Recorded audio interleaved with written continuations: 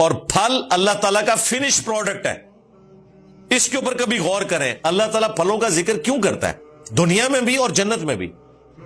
باقی چیزوں کو فنشڈ پروڈکٹ بنانے کے لیے اتنی ایفرٹ پٹ کرنی پڑتی ہے.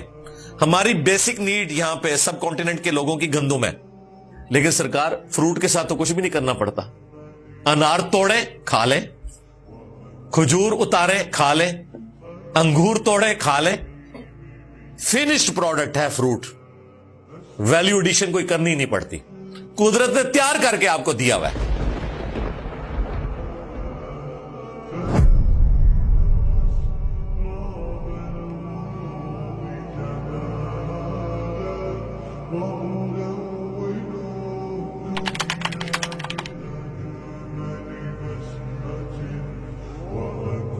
من ثمرات النخیل والاعناب, اور کھجور اور انگور کے پھلوں میں سے بھی اللہ تعالیٰ نے تمہارے لیے غذا کا بندوبست کیا ہے. کیا؟ تتخذون منہ سکرا, اس میں سے تم اس کی نبیذ تیار کرتے ہو, جوس تیار کرتے ہو, اس کا رس نچوڑتے ہو. ورزقا حسنا, اور اس میں تمہارے لیے اچھا رزق بھی ہے. کھجور کے ساتھ جو عربی لاڈ کرتے ہیں نا, ہمارے عجم کے لوگوں کو تو پتہ ہی نہیں. وہاں کو کھجور کا حلوہ بھی ملے گا, کھجور کا ملک شیک بھی ملے گا, کھجور میں سے وہ گٹھلی نکال کے اس میں بادام بھی ڈالیں گے. کیا کیا نخرے اٹھاتے ہیں وہ کھجور کے. اور کھجور کا درخت بھی جو ہے نا میرے بھائی, یہ درخت اتنا مشکل سے پروان چڑھتا ہے, پہلی دفعہ یہ تقریباً 15 سال کے بعد جا کے فروٹ دیتا ہے کھجور کا درخت. پھر اس کی جو وہ کیاریاں ہوتی ہیں, جس طریقے سے اس کی حفاظت کرتے ہیں, بڑا یونیک درخت ہے. ریگستان کے اندر اللہ تعالیٰ نے اس کے اوپر فروٹ لگا دیا, اور کتنی بلندی کے اوپر, اور پھر سال ہر سال وہ پھل دیتا رہتا ہے. ایک بیج آپ نے بویا تھا اور ہر سال آپ ہزاروں کلو گرام اس کے اوپر سے کھجوریں اتارتے ہیں. اور کیا ٹیسٹ ہے. یہ تو جب حج اور عمرے کا سلسلہ زیادہ شروع ہوا ہے اور ہمارے پاس مکے اور مدینے کی کھجور آئی ہے نا, تو ہم نے کھجور کو سیریس لینا شروع کیا. ورنہ ہمارے ہاں یہاں جو کھجوریں بکتی تھیں, اس سے تو کھجور کے لیے کبھی بھی ہمارے دل میں کوئی اچھے جذبات نہیں پیدا ہوئے کہ یہ کوئی فروٹ ہے. لیکن جب مکے مدینے کی وہ کھجوریں اجوا, مبروم, لبئی کھجور جب آنا شروع ہوئی ہے, وہ آپ ایک کھجور کھائیں, وہ کھجور بتاتی ہے کہ ایک پرفیکٹ غذا ہے, اور ہاتھ ہی نہیں رکتا. اب پاکستان میں بھی انہوں نے اس کو کاشت کرنا شروع کیا, سندھ کے اندر, جنوبی پنجاب میں, یہاں پہ بھی لگنی شروع ہوگی ہے کھجور. لیکن جو کھجور عرب کے علاقوں کی ہے یا ریگستانی علاقوں کی, عراق کے اندر, عرب ملکوں کے اندر, وہ والا ٹیسٹ ادھر نہیں ہے. لیکن پھر بھی وہ گٹھلی یہاں لگا کے جو ہم فروٹ حاصل کر رہے ہیں, کیا کمال چیز ہے. ابھی تو آپ تجربہ کریں, فروٹ چاٹ کے اندر کبھی اس کھجور کو کاٹ کے ڈال لیں, اس کا ٹیسٹ فیل کریں. اس کے اوپر ملائی ڈالیں, اس کے اوپر پنیر ڈالیں, آپ کو کھجور اپنا ٹیسٹ دے گی.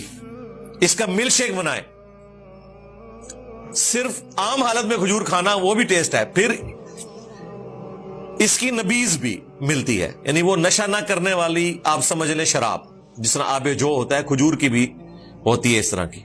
وہ سنت ہے, صحابہ کرام پیتے تھے. وہ شراب نہیں ہوتی ہے, وہ شراب کا لفظ پینے والی چیز کے لیے عربی میں استعمال ہو جاتا ہے, وہ نبیذ ہوتی ہے. کمال چیز. اور انگور کا بھی جوس نکلتا ہے. وہ جب ایک بری فارم میں اسے آپ خراب کرتے ہیں وہ شراب بن جاتا ہے, لیکن انگور کا جوس جب نکالا جاتا ہے تازہ انگوروں کا, کمال چیز ہے. فروٹ چاٹ میں انگور کو ڈالیں, ڈائریکٹ انگور کھائیں. اگر آپ نے وہ کھٹے انگور کھائے ہوئے ہیں تو ظاہر ہے پھر انگور کے لیے کوئی اٹریکشن نہیں. لیکن اگر آپ نے یہاں ہمارے کوئٹہ میں سندرخانی جو انگور ہوتا ہے اس کا کیا ٹیسٹ ہوتا ہے, اس طریقے سے کابل سے, ایران سے وہ موٹے والا ٹافی انگور آتا ہے, کیا ٹیسٹ ہوتا ہے. وہ تو پورے کا پورا انگور ایک پورا نوالا ہوتا ہے, جب آپ کھاتے ہیں اس کا ٹیسٹ فیل کرتے ہیں. تو اللہ تعالیٰ نے یہ سارے کا سارا رزق رکھ دیا.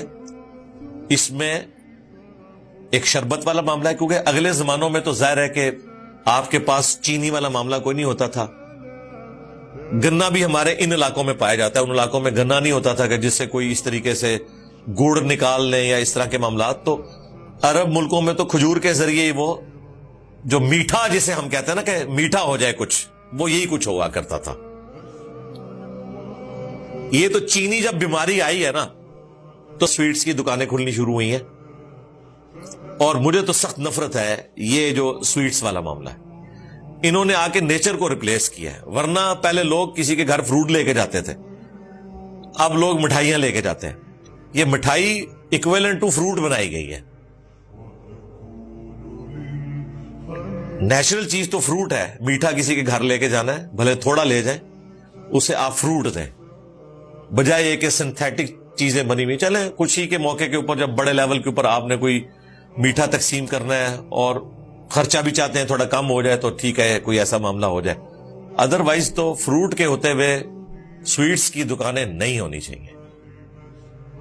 سویٹس کی دکانیں جو ہیں وہ اصل میں پھلوں کی دکانیں ہیں اگر دیکھا جائے، اور پھل اللہ تعالیٰ کا فنش پروڈکٹ ہے.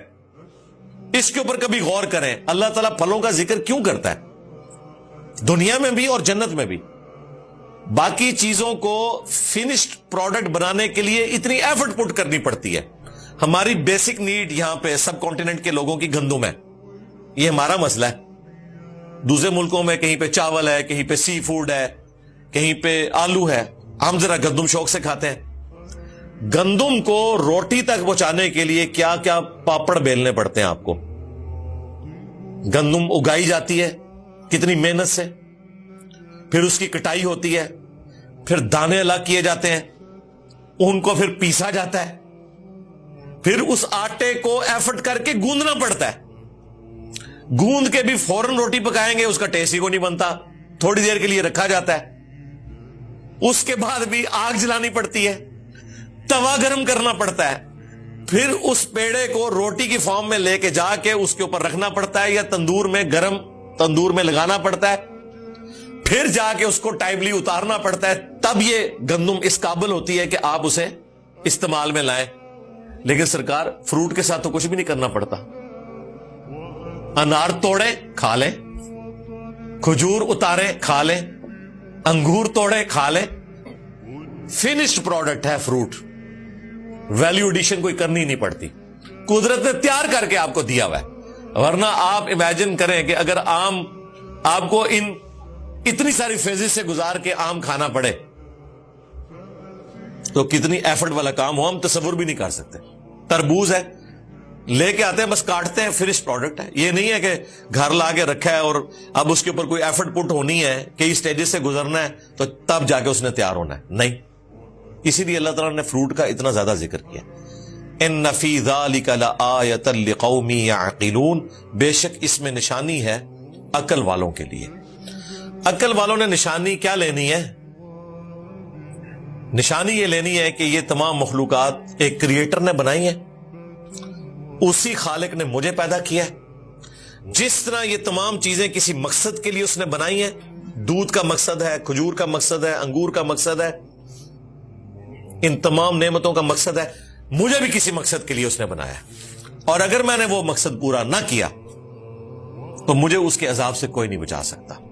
یہ ہے رزلٹ. اور پھر اس ہستی کے ساتھ مخلوق کو شریک نہیں کیا جا سکتا. وہ مخلوق جو اللہ تعالی کے رزق کی محتاج ہو،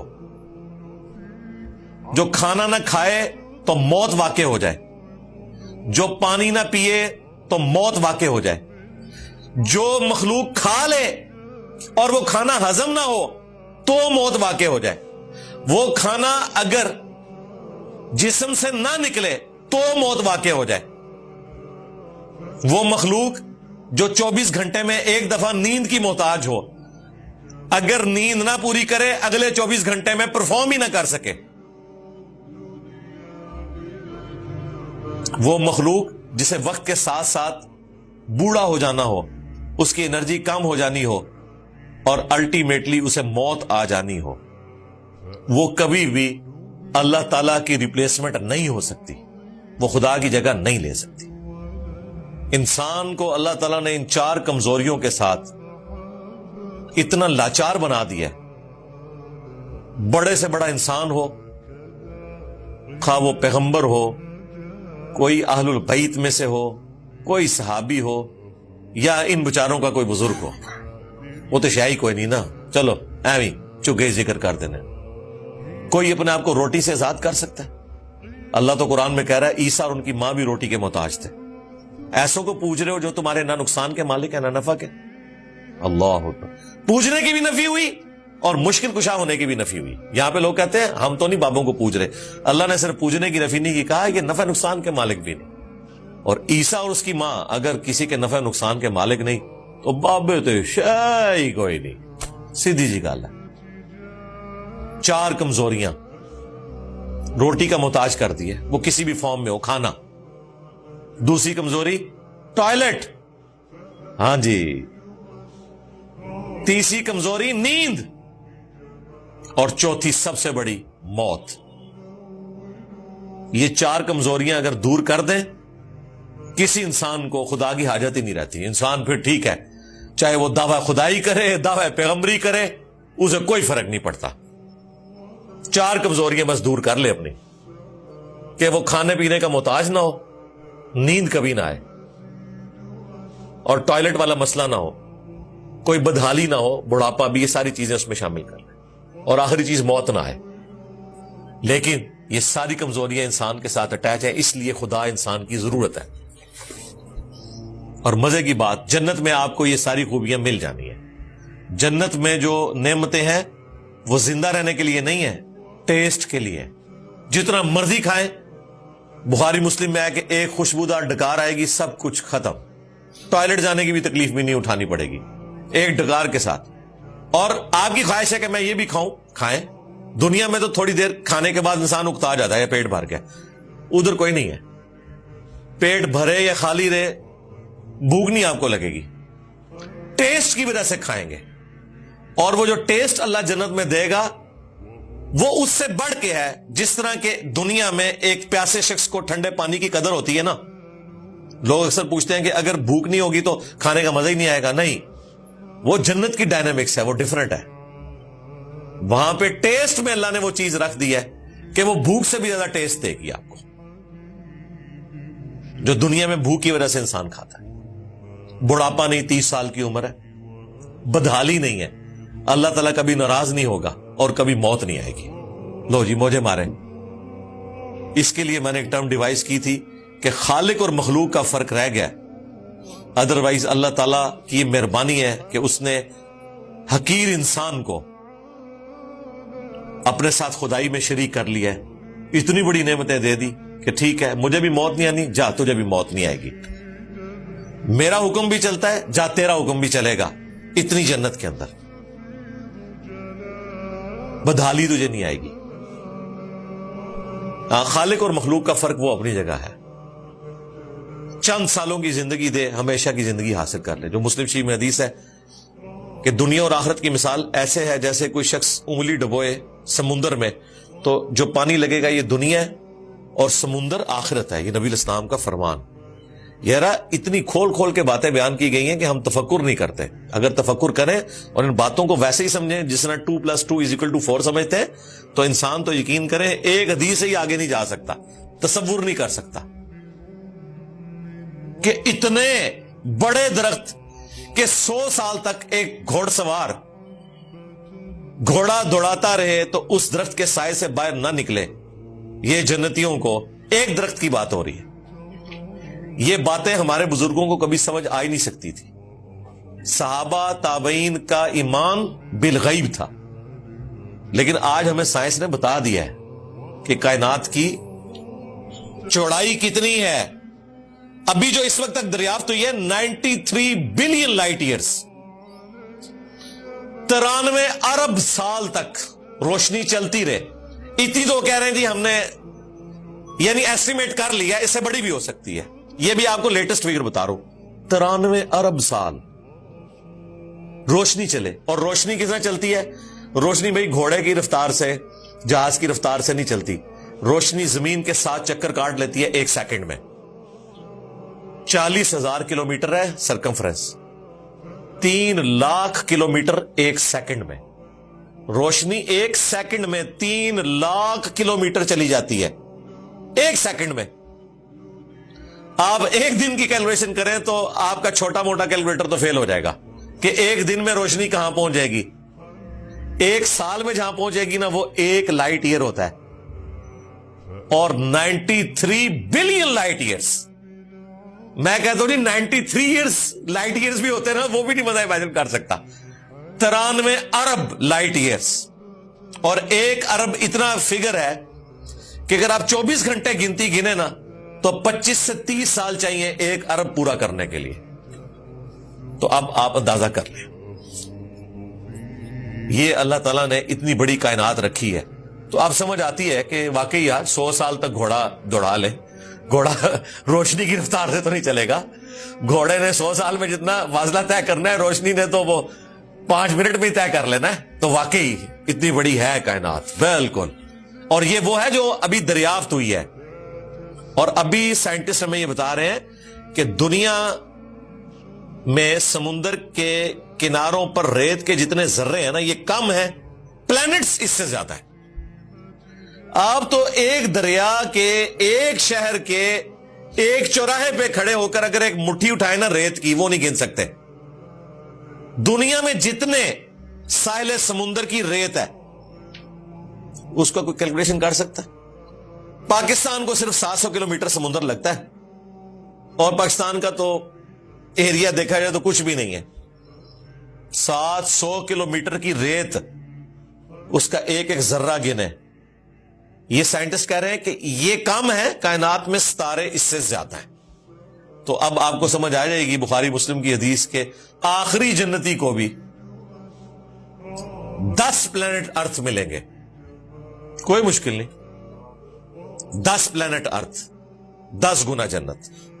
یہ سب سے آخر میں جو لاکھوں سال کے بعد جہنم کا عذاب بھگت کے نکالا جائے گا.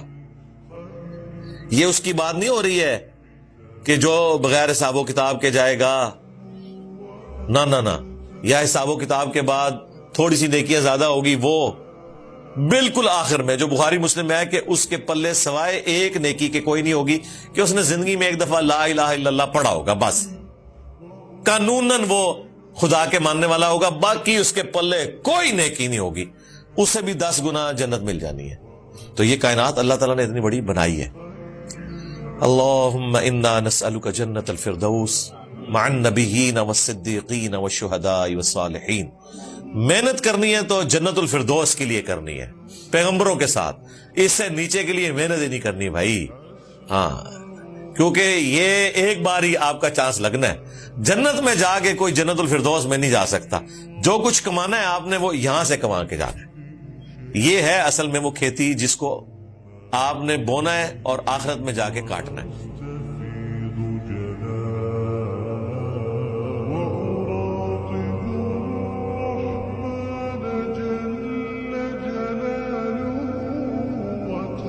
وتقدست أسماؤه